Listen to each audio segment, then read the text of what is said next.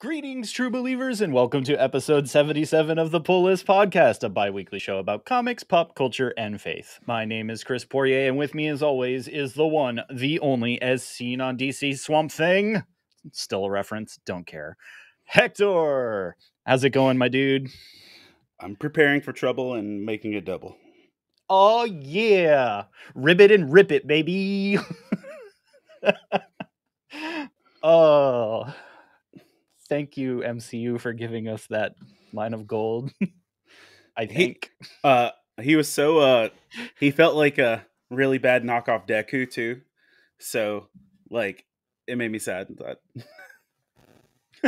Yeah. So it's good. We're gonna do some of the comics today, so we should probably get into that, huh? Yay, comic books. Let's do it. I completely messed that up because I don't even know how to get into the catchphrase at this point.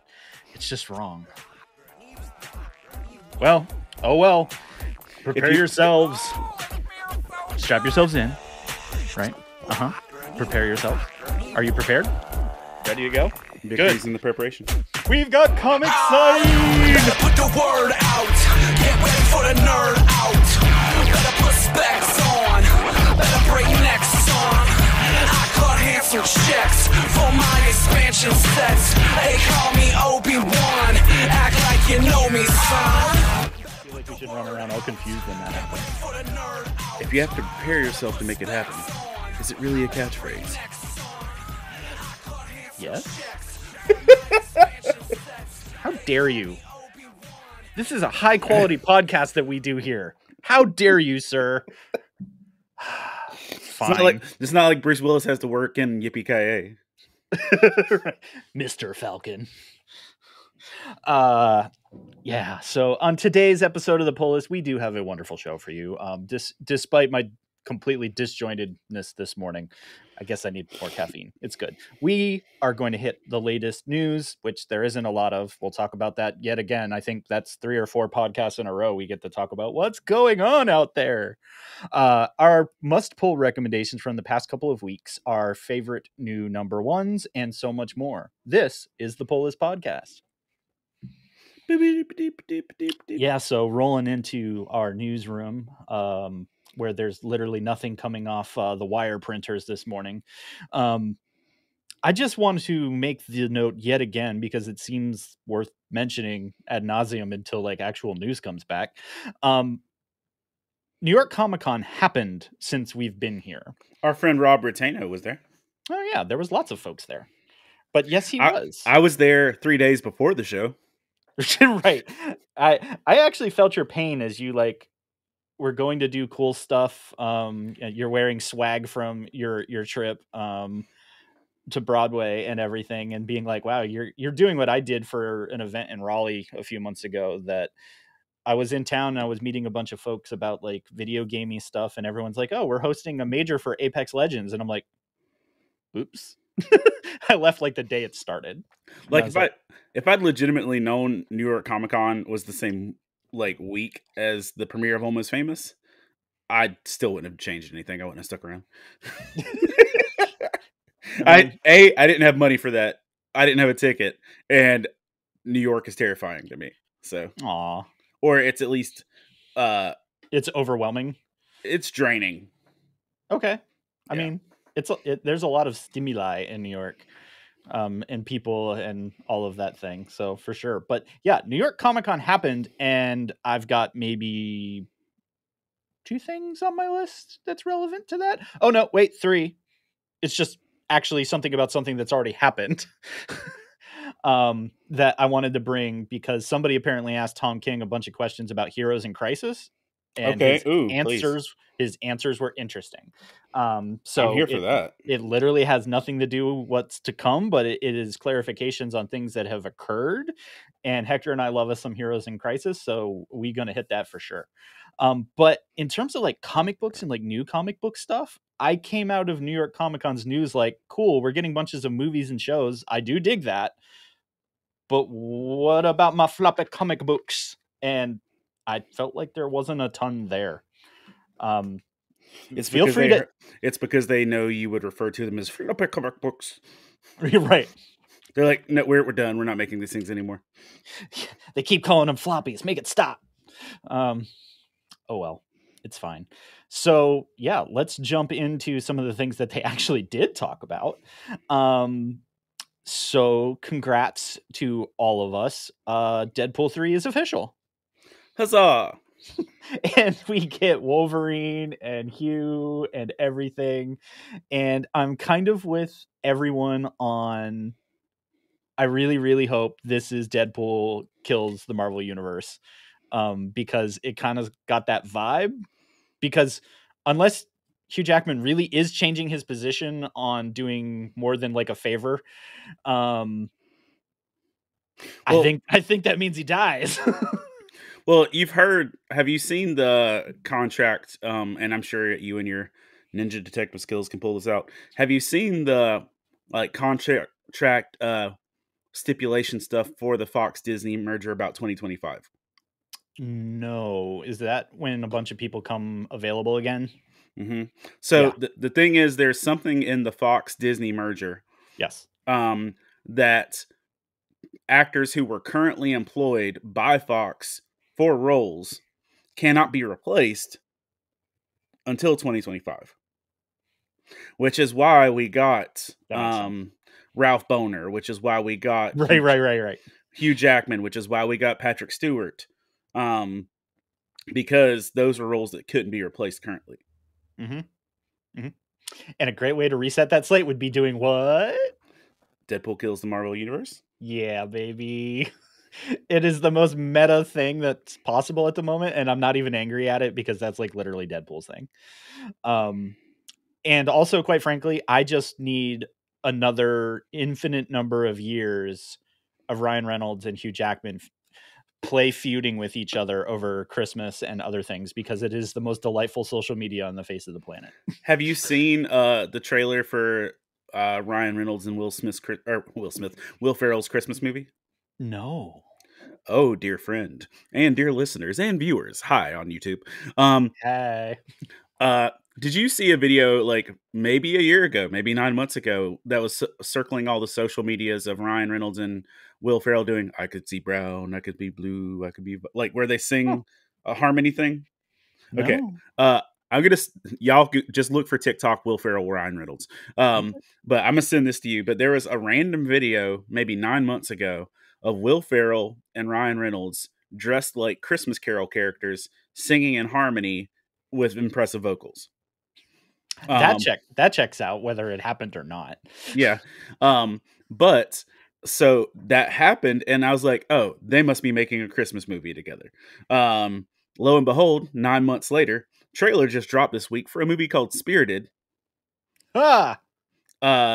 Which is an Apple Plus exclusive, but it's also going to theaters.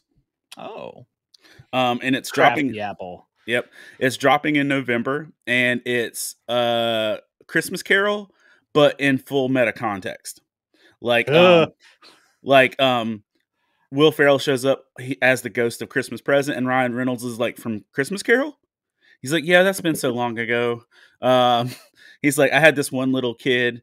He's like, Tiny Tim. He's like, no, it might have been like Micro Spirited Steve or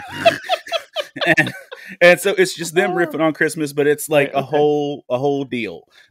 So that's not good. It's not Ryan Reynolds and Hugh Jackman, but I will take Ryan Reynolds and Will Ferrell together for the joy of Christmas anytime. I mean, thank you, Canada, for blessing us with Ryan Reynolds. Oh, Canada. Good times. So yeah, Deadpool's gonna do stuff, and all of the promo stuff that's already out is just delightful for that. So, because the internet is full of wonderful things all over the place. Sometimes. What else did NC Comic Con have for us? Oh yes. Everybody loves them Gambit and Rogue, right? I feel like everybody that loves Gambit and Rogue has 90s nostalgia of covers, but doesn't actually enjoy the storylines. Seeing as this is probably somewhere between the 3rd and 5th miniseries in as many years from them. But 2023, we're going back to Gambit and Rogue being together doing stuffs. Not a whole lot on it other than that we're going to see another mini on that one. So the X universe continues cranking along. Judgment Day is a thing, but this here podcaster still does not care. You can at me all you want on that one. You almost have to pay me money to pick up a book that says Judgment Day on it at the moment. So if you're all out there as X-Men fans enjoying it, maybe help me understand why. Because I find that reading those books is work, and reading comic books shouldn't be work. That's all I'm saying. Yeah. Though I did see something recently that apparently they killed somebody like super important, and that's why I'm like, well, if it was that important, why did you bore me to death to get to here? So, oh well. Please write me a good X-Men book in 2023. That's all I ask for. Other news that is relevant and interesting. Harrison Ford back during D23, basically hung up the whip in the hat on Indy. And that was emotional and everything. But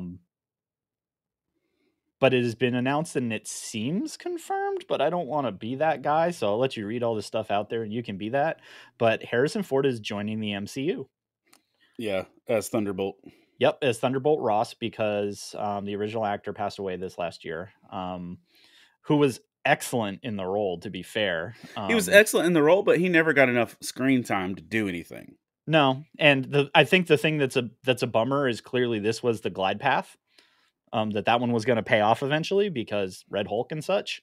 But yeah, so what sucks, among other than the fact he died, is that also that makes What If his final performance as well as Chadwick's.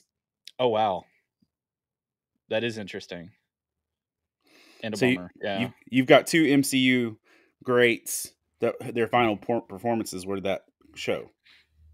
It's true. And as we've been seeing all along, all the stuff in that show matters and is important. Supposedly, we were kind of talking about that before the podcast. Of please. Can this MCU phase explain to me where we're actually going? Wakanda Forever, please don't suck. Oh, it won't. I don't think Wakanda Forever can suck. I think that. I agree. The trailer's better than most of the other Marvel movies. But I think the thing comes down to it is I think that because it's going to diversify cultures and lines that some people might not be as interested. It's true. Like there's no part of me, even as a Hispanic male, that looks at the costume for Namor and be like, I need this. Man, any superhero / whatever that comes from under the ocean just kind of gets done dirty on screen and in text. Well, dude, I feel like they gave Jason Momoa a great presentation. Well, okay, that's fair. So Namor, they did kind of try to do they're flashing back to like original Namor, the Submariner vibe, which literally was just like the trunks. That's pretty much my recollection on that one. I'm pretty sure that's accurate. Yeah. So yeah, we'll see how that one plays out. But dude, Namor currently looks like he's like gonna toss you beads at Carnival. not run a nation. Oof. I mean, he gives me Rio vibes, bro. It's not. Yeah, that's probably not a good thing, seeing as Namor is supposed to be kind of the broody one of the MCU bunch. I feel like at this point, I would have taken Bad Bunny more seriously than I would have taken him. Oof. All right. Well, hold on to your hats. In about a month, we'll have more to say on that one. We'll be in hiatus at that point, probably. I mean, we'll see. Either that'll be the last thing we do, or it'll be the first thing we do because we'll have to come back to it because reasons. So yeah, so the Tom King thing that I set us up for King. This thing. So Tom King, he occasionally writes comics. Once upon a time, he overthrew governments or something like that. I don't know. He doesn't talk about it. To you. So, yeah, hey. I was next to him at a show. And he talked about his days of not existing. He talked about some government stuff. Yeah, he was a bureaucrat. Not to me, but You were within other earshot. You were like, cool I was stories. I was just at the table. I heard things. You were taking notes. How dare you? I didn't know who he was at that point past writing Batman. So That's even funnier. Yeah, if you're new to this, dear listeners, Tom King worked for the CIA back in the day. So he went CIA to comic books. So I suppose anything is possible is the moral of this story. And his first book was technically a failure, mm-hmm. and it still got him here. So And here we are. So anything can happen. So I guess somebody posed questions to him about Heroes in Crisis, which we talked about a fair amount when it came out because it was kind of the post-traumatic stress story of the Rebirth arc. That was just, there was a lot there. There was a lot to on the bone to what the story that was being told, how different it was. So people were like, cool. So Heroes in Crisis, everybody either loves or hates. So what would you have changed now being on this side of the story being out? of Heroes in Crisis? Mm-hmm. Well, and he answered the question. Oh, I wanted to answer. I mean, well, now you can find out whether you and Tom King think the same. Go.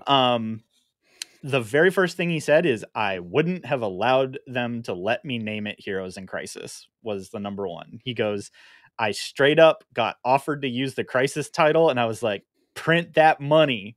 He goes, so two things. He's like, never let money get in the way of you making an artistic choice. And also don't overuse words in continuity that may or may not actually be appropriate. Now, I feel like those of us that enjoyed the book probably felt like that was probably actually dead on in naming. Oh, yeah. He did say what he would have named it, though. And it would have just been called Sanctuary if he had it all over to do again. Mm. And I had to sit back for a moment and kind of let that one sit. And I don't hate it because I see why he would have done it. And that it would have been confusing until you finish the entire thing. So yeah, I can see the artistic punch in that one. So that was kind of his first thing. The second one is a little more fascinating. And that's that DC said it's a murder mystery, which it was basically. But they told him who the main characters were going to be. He kind of implied that he didn't have a whole lot of choice on it. And his feeling, given where Rebirth was at the time and Wally West's story up to that point, that Wally shouldn't have been the center of that story. That he felt that it actually did Wally dirty instead of actually fleshing it out. He felt that Wally already had a bad day coming into this, and that this just made it worse. And he's like, and Wally's supposed to be the hope of Rebirth, and we just like literally piled dirt on him in his grave. And so I find that interesting, seeing as for a lot of us that enjoyed it on the other side, is that I still kind of saw it as hope. And maybe, you know, if he had more time to answer that question, he might have circled back to that. But he felt that seeing as Wally literally had everything torn from him, that continuing to kick that puppy just wasn't something that they should have done. I also felt like the way go on. Is there more? No, that was kind of his main thing, was maybe Wally should have really been more hope than just continuing to kick that puppy. Because I guess to him, that's kind of what it felt like. I'll say for me too, I really felt like because Heroes in Crisis was the thing that started us off on this weird 3-year journey with Poison Ivy. Mm-hmm. And I'm like, I don't like sitting on the other side of it, like on the Rebirth end of things, and with the recent Batman stories and stuff, and getting to this Poison Ivy, like I feel like it's been a weird ride without a lot of direction, and there's been a lot of trying to retcon that decision. Mm-hmm. And yeah. So I just found it interesting. I also found it interesting that like this far out that people were still asking the questions, but I found that interesting. I kind of feel him on the naming thing. But also where that book ended up, I was like, it's actually a really fair title given everything that, it feels a little cash grabby because everything in DC is a crisis, but And I think we talked about that too. Right. That, because they rolled straight into other stuff. So Infinite Crises like is literally the DC mantra, but I like that this one technically wasn't like world ending, world shattering, worlds being torn apart crisis, but literally the heroes themselves in internal crisis. That is where I ended up that I didn't hate it. And the book still punches that way. It's just interesting to think that the guy that wrote it kind of half-heartedly wrote Wally in it when he was such an important part of that story. So interesting stuffs. And that's why I wanted to go back to it, because I was like, that's actually kind of cool.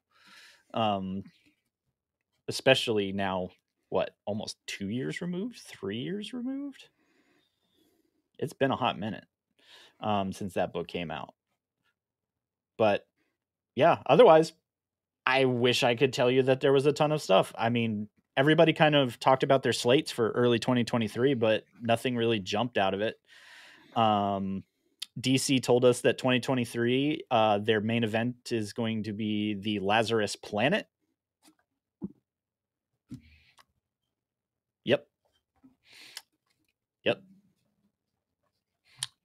So if it's not Crisis, it's Planet now. Just throwing that out there for those of you that are keeping score. What other planet did they use? Well, Dead Planet I feel like they've made lots of references to Planet throughout Dark Metal and other stuff. It's not a specific thing. It's a titling. Well, I was like, Dead Earth was a book, not Planet. I don't know. It felt repetitive to me. They like their planets. Treasure Planet. Different. Right. Definitely different. Sure. So that's at least what you need to know for like now. Our bi-weekly look at the industry, delivering you some inside knowledge, or wish I had delivered you some inside knowledge next time. Gonna keep working on it. As always, you can join in the conversation with Hector and I and all of your nerdy friends over at the Love Thy Nerd Discord and on our Facebook group for Love Thy Nerd. And you can begin that wonderful geeky adventure together with us and all of your other nerdy friends. Tell us what you liked, what you hated, or possibly even what you missed. What we missed. We probably missed a lot, but I didn't catch a whole lot, and that just kind of depresses me. So here we are. But we do have all kinds of comics to talk about this week. So, Hector, you almost lived entirely in the previous week. I did. And I almost did as well, minus like 1 or 2. So, my pool, like I've mentioned in other shows, continues to get smaller instead of bigger lately, which is great for my wallet. Not going to lie about that. And I do have a couple interesting ones. I have another completely random number 1 for y'all. So I'm excited about that. So yeah, what? Tell us the greatest hits of DC from last week, Hector. Are they all DC? Except for 1. Oh, wow. Well, yeah. Well, womp, womp, womp. I did have some Marvel in last week's. But yeah, if you hold on, let me flip this around real quick so I can show you. If you look at the covers for 3 of my pulls, they're strikingly similar. Oh. Wait a second. The back cover is just all Dwayne Johnson's. But also, and I'll mention this because this wasn't news, it's more speculation. But there was a Jimmy Fallon interview with Dwayne Johnson, The Rock, where they both seemingly insinuated, because Jimmy Fallon watched the movie, right, and he was talking about the post-credit scene, and he was trying to like tiptoe, not say things. But this is purely, I'll take the full weight of this if I'm wrong. So this is not a pull list podcast officially licensed statement, but basically The Rock says that Superman's in the post-credit scene. So from my perception, and discernment. Now, granted, this episode's probably airing the day before Black Adam drops, so we'll find out soon. So I'm going Thursday, but yeah, so that's the thing. Nice. All right, so polls. Human Target number 7. I have loved Human Target since it started. I've been waiting on Human Target. It finally dropped. You are a nerd like that. I am, and again, this whole thing is just freaking beautifully written, gritty noir with a little bit of romance, and like you read this book and you smell whiskey and cigars. It's just what I feel like. But it's beautifully written. The entire thing is like, you know, that he suspects Human Target's been poisoned. He's gonna die in 5 days or wherever he's at. Right, because that's been the whole setup, is that he knows the day, and he's gonna die in 5 days or whatever, and he thinks that one of these women is the murderer, and he's spending time with them. But this whole issue is Fire trying to seduce the Human Target, and him not buying it. And it was a test from ICE, and it was just this weird relational thing. In the middle of him dying, he's getting weirdly love triangled to be vetted. I was like, why are you trying to vet him? He's going to die. But whatever. If you enjoy Tom King's noir writing, read this junk. If you haven't tried it, you can go back, probably pick up the first trade, which I assume is out.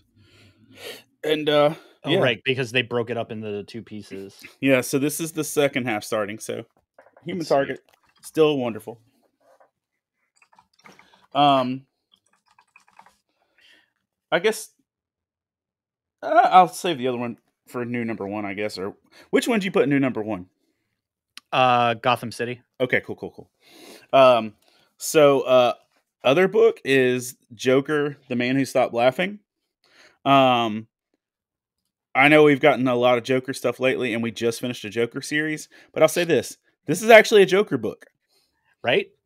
Where Joker should have been called Jim Gordon or something else. Professor Gordon's Wild Ride, whatever. What? Yeah, I don't know, man. DC has rejected my naming. I don't even get to name the episodes of this podcast, so whatever. That is absolutely not true. I'm pretty sure I've let you name the last 2 or 3. Something about moisture was in the title 2 times ago. Okay. That was in the tagline. The title was... we did both. Did we do both? Okay, my bad. Well, no, it's weird because I don't get says in that. But so the times that we've had 2 really good titles, it's like one's a tag, one's a title, and they go back and forth, and it's confusing, but it's still funny. You don't want this moisture. That's right. Yes, our new tag phrase. You're right. I'm gonna rewrite the copy for the top of the show now. You're right.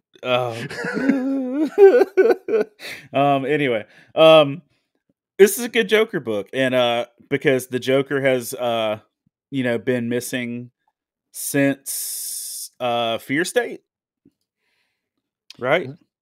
Yes, because he's been missing since the A-Day attack, right? Yeah, he's been explicitly that was the event that where he go. Yeah. He's been missing since then. Somebody stabbed him in the eye or something. What was that? That was Fear State. Probably. We read most of it, but I try to forget most of it. Okay. Either way, Joker's been missing for a minute. He had the whole Joker book for like a year and a half with Jim Gordon. And this is his return to Gotham, and Gotham doesn't want him. So he decides to take his brand of maniacal shenanigans on the road. And yes, he did. And then there's a giant plot twist towards the end of it, which kind of felt obvious to me, but yeah, it felt obvious to me too, but also it ties back to a previous book to me that was also not as entertaining, but here's hoping. I mean, I felt the setup was better. The setup was definitely better. But yeah, this isn't a giant name team that you're going to recognize all the names and think, oh boy, based on the writers' names, I want to read this book. I totally want to do this now. What? I said, you totally want to do this now. Yeah. Because all these wonderful people. No, I felt that way about a lot of books lately. So I think it's a good thing. Yeah. So here's that. You should check it out. Joker, the Man Who Stopped Laughing, #1. Boop. And I'm gonna check this. And because as my little homie Azrael is here, I'm gonna keep going with Azrael books, just to mention. Yep. And so with this, show us the cover. Here's the cover I got. I'm pretty sure it's a variant. Yeah, looks like it. Looks like it was probably the B cover. Yeah, it's the variant cover by Steve Beach. Yeah. But basically, it's still Azrael chasing after this young woman who's also air quotes an angel of the Lord, and right. But in this process, there is basically you get to meet a Bane version of Satan. I skipped it this week. Maybe I shouldn't have. Where how Azrael has been conditioned to believe that he is an angel. Right. There is the Knights Templar have been sacrificing pure hearts to put into a ongoing entity that has not only convinced he's an angel, he's convinced he's the perfect angel, and he thinks he's Satan in angelic form. Great. Nothing could possibly go wrong. But he looks like Bane on full Venom with religious ties. Oof. And so you've got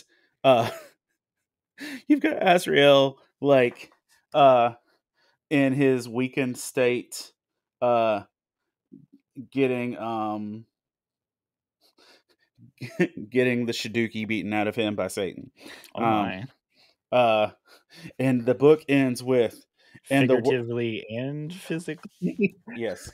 And so I'll find a better picture in here, but it actually ends with, and the world might know the angel Satan is how it ends.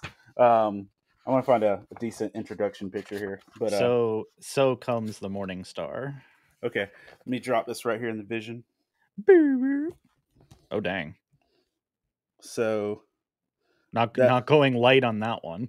No, not going light. So that's the Satan for this. And bottom line, it's the same sales pitch as the previous 3 times it's been on my pulls. If you like Azrael, you should read this. Yeah, if you like Azrael, you should keep reading. But dope. And my other one, I'm gonna branch out of the DC universe and over to the manga side of the world. I'm pretty sure our entertainment contract says you're not allowed to do that. Fight me. Fight me, pay me, buy me a better microphone, pick something. But all right, fine. This is fine. Because we're gonna talk about manga. We're gonna talk about manga here. So first off, I retract a statement I previously made. I was under the impression that this issue 32 was going to be the final My Hero. I think I mentioned that in a previous podcast. It is not. Oh, how many more? Is it the next one, or there's we don't know? We don't know. Okay. But from everything I had read, that this issue, the number of 32 was going to be it. Thank the Jesus, it's not. And what I'll say is this is the Empire Strikes Back of My Hero. Like the dark, where it looks like evil's winning. This is Infinity War. This is that. Where Tomoro is if I'm saying the name right, I always get bad at anime names. Oh, I know who you mean. So that either means we all do, and someone's just hand face dude. Yeah, we're gonna get lit up by somebody. It's fine. My 14-year-old mocks me every time I try and pronounce a manga name. That's or an anime name. But this is the fact that All for One is out. of jail. All for One is beefing up Tomoro Shigaraki's. He's letting Shigaraki's body get into the right place so that he can take over that body. That makes a lot more sense now. Spoilers. This isn't spoiler. Well, yeah, for the book, it's for those of us basic anime types. I was like, for the book, that's a year ago. Quiet down. The rest of us are just getting into season 6. Okay. But basically, everyone, or the world is kind of turned on the heroes. Deku, because here's the thing: Deku is fully operating at this point in time with all of his quirks.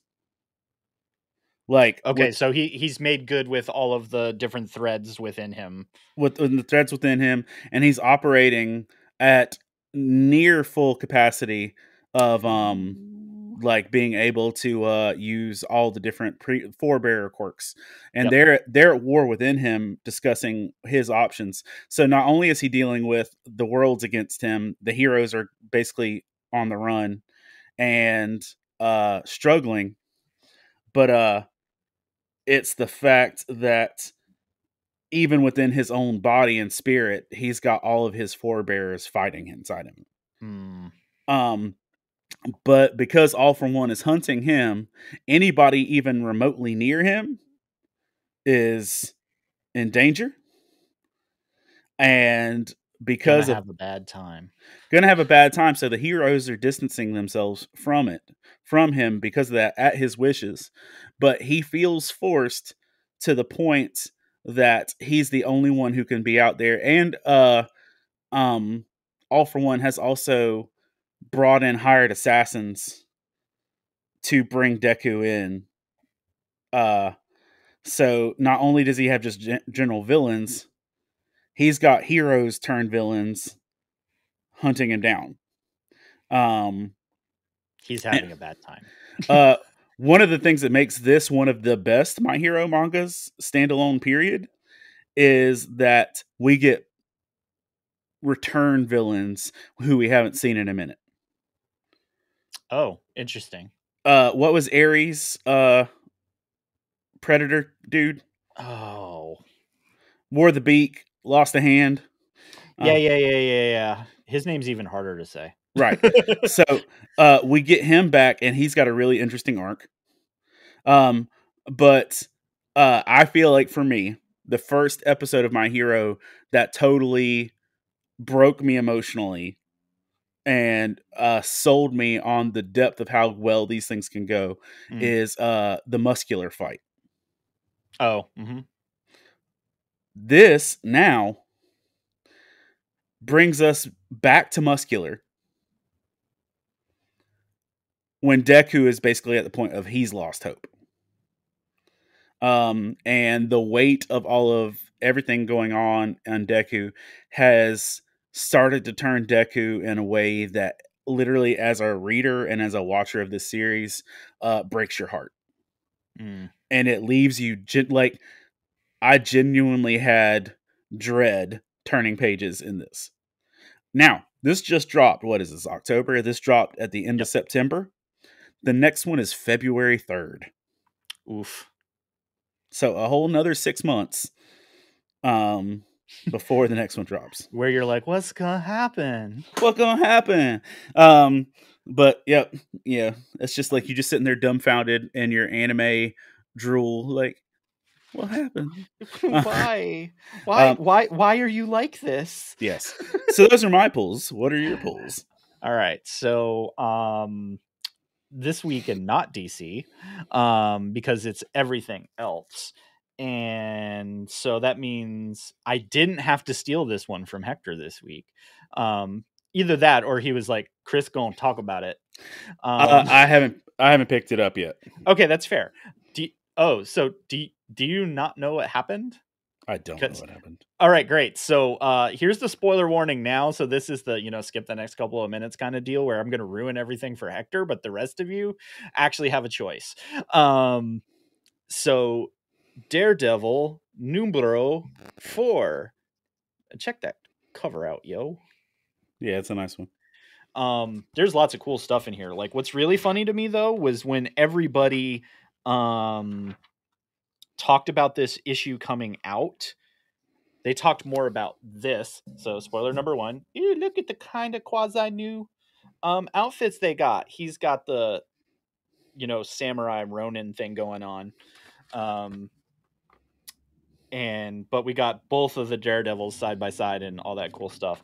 But yeah, so Daredevil and Elektra are off to the mountains to basically get some more training in, because, you know, stuff's been going sideways for the first 3 issues of, like, things were bad before. Things are technically not better. So they go to the mountains to actually, you know, Elektra is technically at this point in charge of the Fist.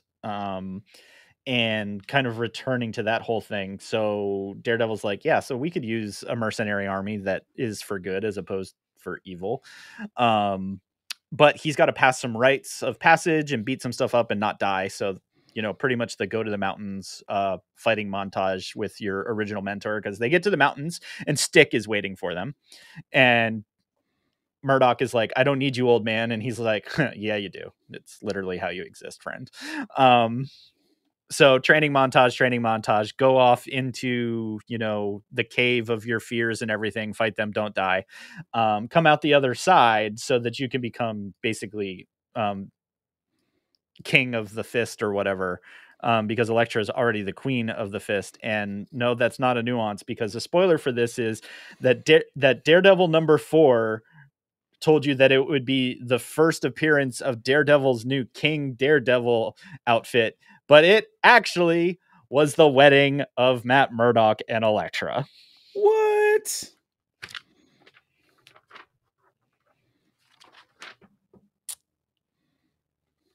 And so final page. And it says above it, congratulations. Now let's get to work. I think it's implied that that was semi-required to actually lead and control the Fist. So it makes me wonder how much of that is truly I'm marrying Elektra because I love Elektra, because want to talk about one of the longest running, most complicated relationships in comics. Because, you know, Elektra's only tried to kill him a few times.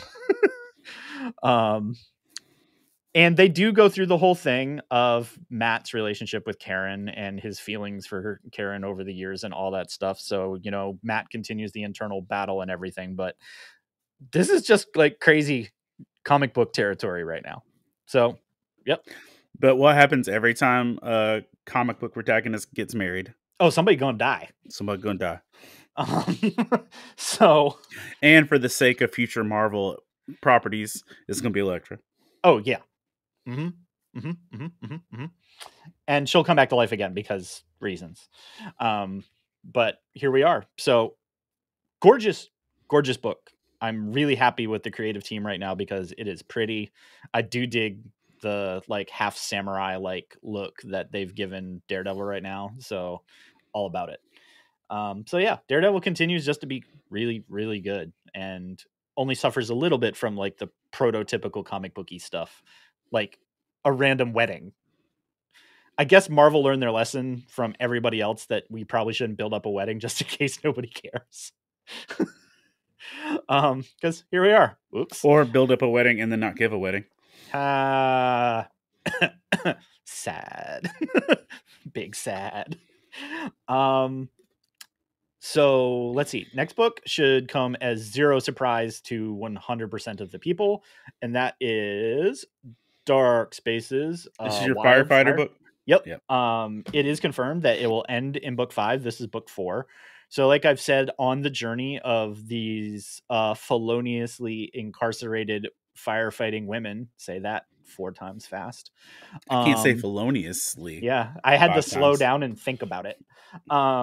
Actually, he didn't. He went really fast, and we went back and post and like slowed it down. Yeah, so when you notice the video like goes to halftime there, just ignore it.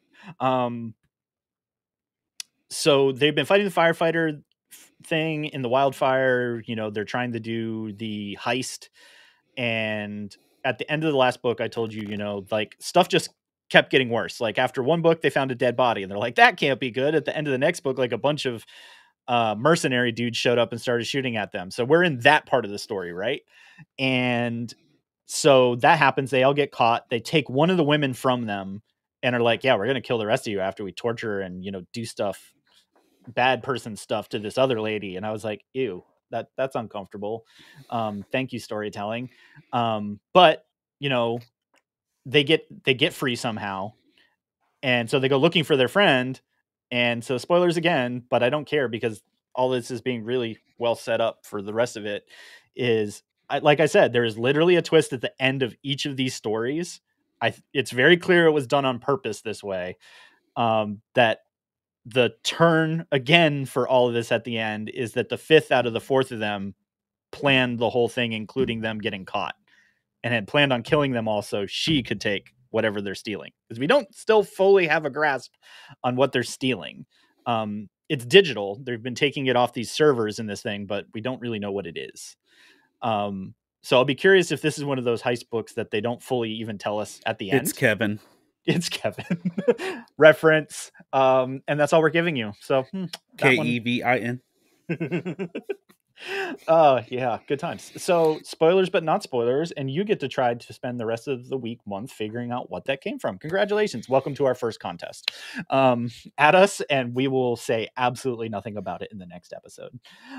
Yes, like one does. But it's cool. It's a continuous yet isolated story that's going to wrap up, I think, really with a bow on it in the end. So I really dig when people just give us 5 stories in a row that's a whole story and you hit the end and go, that was pretty dope. It's that easy. That's where I'm at. Next one. Yeah, I have mostly like stuff that doesn't have a number 1 on the cover for a change this week. Minor Threat, Patton Oswalt, Numero Dos. This is the story of kind of like all of the off-brand minor BDC league villains of this particular world are trying to figure out why they're being framed for the death of one of their own.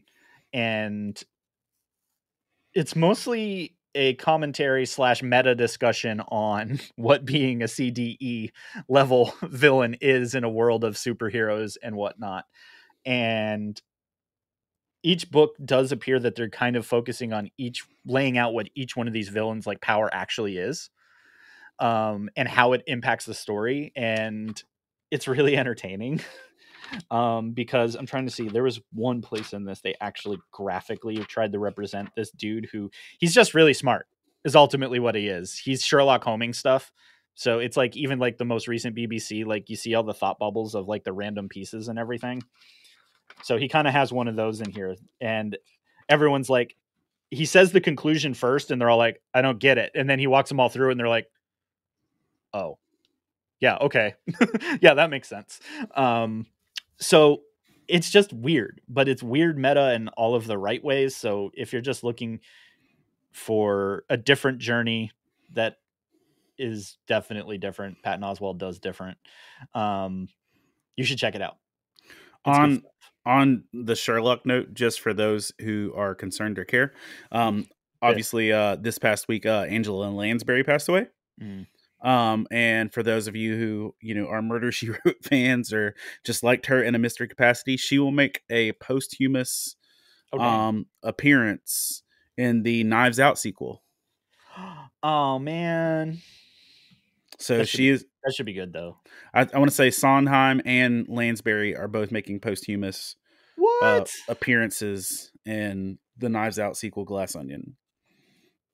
Okay, that's pretty cool. Yeah. There you go. My last regular book, it is a number 1, but this is another one of those that Chris is bringing it to your attention. Star Wars Visions number 1, based on kind of like the show that we had, as well, is that this is all the stuff done in the more Japanese style of stuff, with original artists that actually call Japan home and heritage and all that good stuff. And you just need to pick it up because just like the show, the art is just wowzers and has a very different vibe to it. but it's a very cool vibe. And they did exactly like they did in the first episode. It's a little different than the story, but also kind of the same. That where they introduce color into the black and white, it's just real vivid and real cool. So if you're just looking for something that looks different, feels different, but is still that Star Wars vibe, Visions still continues to do really cool stuff by introducing us to neat cultural creatives and artists that I think people should just show up for because they're pretty cool.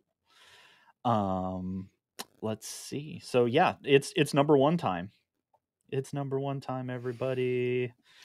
So yeah, what thing hit the top of your list for the last 2 weeks? I'll say this: I know that there is a Batman Incorporated #1. Yes, that dropped. I didn't pick that up yet. It's in my box, or it's somebody's picking it up for me.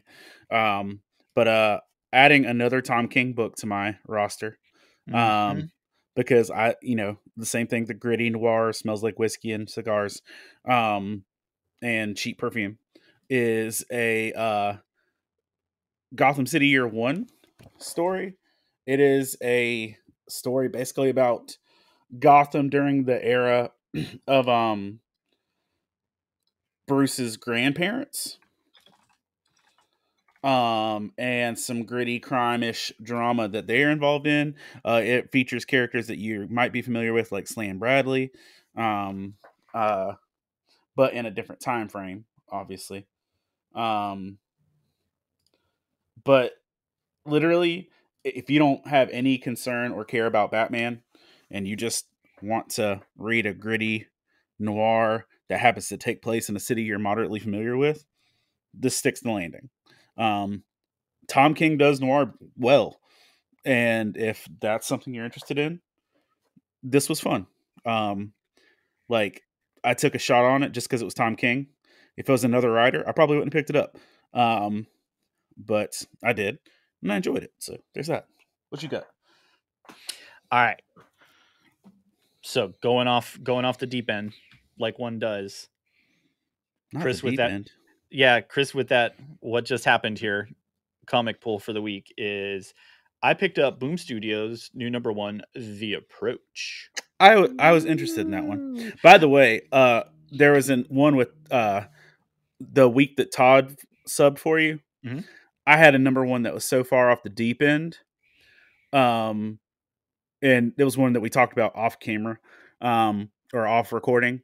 But it was so horrible, and it was so completely inappropriate. Oh dang! That I wouldn't mention it on camera or even say the name because I didn't want anyone to look into it. But it was some dude in the shop recommended. I picked it up, and it was literally the most inappropriate, poorly written, and no excuse for this book even existing book. I can't wait because now I need to know the answers to this question. But sorry, the deep end isn't always worth jumping off in, guys. Just saying. No, that's equally fair. And I've brought some books that I was like, this is cool, but it's probably not somebody's jam. But yeah, the Approach. So you get introduced to kind of like a fairly rural airport, and you get introduced to this rural airport's firefighter. I actually didn't pick this up because of this common thread. It just happened, and I was like, oh, okay. Chris is a firefighter, and he likes all the firefighters. It's true. Yeah, not proud, but also kind of.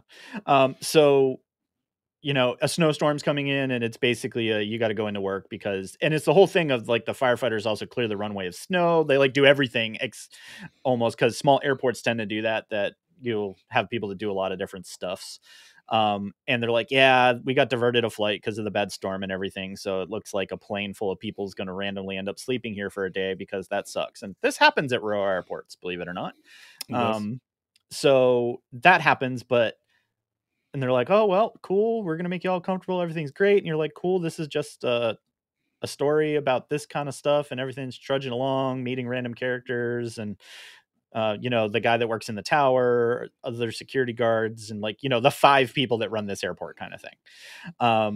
And so the new plane gets there, and it's like the most people they've seen like in for a while. So it's like 30 to 40 people kind of thing. And it's like, congratulations, you live here now because snow is terrible. And then the book just like skips from first gear to fifth gear and strips everything in between on the process.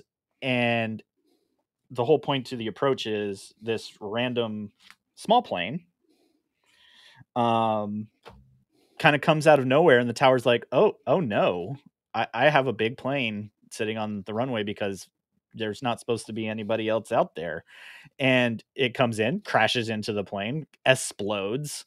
And they're like, oh no. So the firefighters run out there and they're like, oh no, there's that person. He might still be alive. And they grab the person who's on fire. So not so great. Also not very alive. Bring them inside. And they're like, wow, that was kind of terrible. And two things happen extremely quickly that set up all you need to know for the rest of this story. And the number one thing is the dead thing isn't dead, but he's also not a zombie, but he looks a lot like an alien. And he's eating somebody. So congratulations. That happened. And the last bit of knowledge you get, other than big alien gnawing on somebody and these 40 people that can't go anywhere, is the person in the tower going, I ran the tail number of that plane, and that plane disappeared 30 years ago. Nice. And here you go. Done. And I'm like, I kind of dig a book when I pick it up and go, what am I reading? And then that happens at the end and you go, oh, that this one actually makes me kind of want to know what's going on now.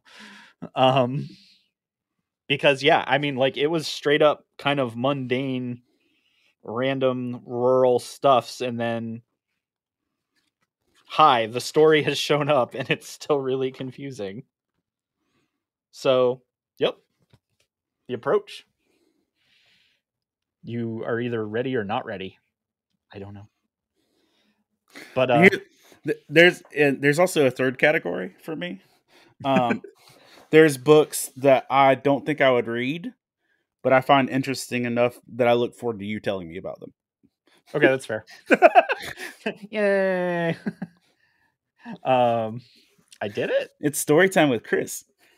Everyone gather around. Let me tell you the story about the alien. Did you know I actually had that job? What? Like a professional story time person. Aw.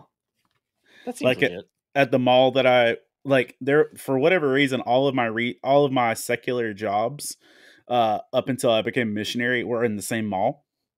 Huh.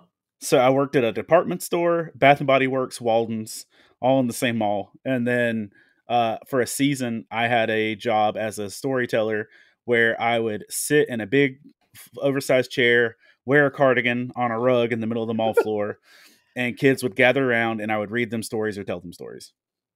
It was dope. Yeah, I mean, you did it. I did it. I was Mr. Rogers.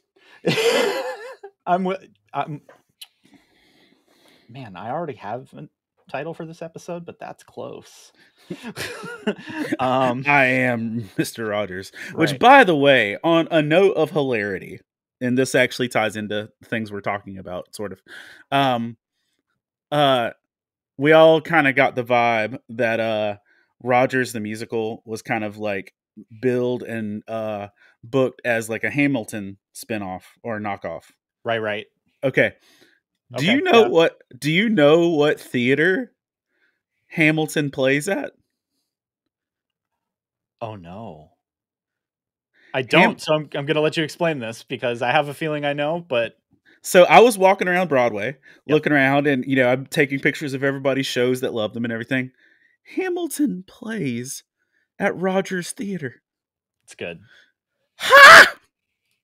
Ha! I say. Yeah. I just literally stood there on Broadway giggling. Like, you're like, I see what you did there. I see what you did there. Theater nerds get it. Oh, it's so good. Well, that's going to do it for us here at the Pull List Podcast. Episode 77 is now in the books and now in your ears and your eyeballs, because they keep letting us go on YouTube and we haven't been like banned or anything yet. So we must be doing all right. So, you know, smash that like and subscribe button. Copyright infringement. You know, this is fine. But you know, we're there. Smash, hit like, subscribe, share with your friends. Then you can actually see the facial expressions that match the hilarity that you get in your Smash ears. it like Hulk smash. Smash, yeah. But as many of you know, we take this epic journey of podcasts and fandoms with a lot of other amazing epic journey. No, I like Epijourney. Epijourney? Epijourney. Yeah. Epijourney. You see, this is the part we didn't slow it down, but it's fine. We do talk about a lot of nerdy stuff, and we do this with a lot of other fellow nerds that do amazing podcasts as well over on the Love Thy Nerd Podcast Network, of which. And we hope you all had a fantastic time at LTN Con. Yeah, by the time you hear this, LTN Con will have come and gone. So, you know. And we know everybody did a great job, and the snacks were delicious. Yeah, and the wonderful. fellowship was so good. It was the best.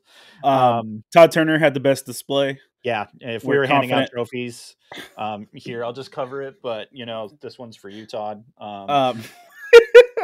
Wait, I wanted to be at LTN Con, but I had a wedding that was booked a year in advance, and I'm going to be there tonight and tomorrow. There you go. And you run a mogul business thingy. Oh man, I'm in like 2 different places over the next 2 days, so you know, doing the thing.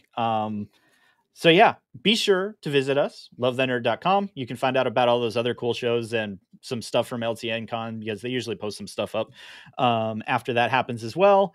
And so find those previous episodes, new shows. You might find something that you enjoy, but end of the day, Hector and I just really want to thank you from the bottom of our hearts for choosing us as your primary comic book factory on a near weekly basis. So come on, don't leave us hanging here. Rate and review the show on your favorite podcasting app of choice. Give us the thumbs up in the YouTubes. We are literally just about everywhere you can imagine, on the iTunes, Spotify, Stitcher Radio, and so many more. It's been some comics today, folks. And so honestly, truly, thank you for listening. And remember, kids, read more comics. I'm gonna take all 7 continents, the game of risk. The master of epic duel.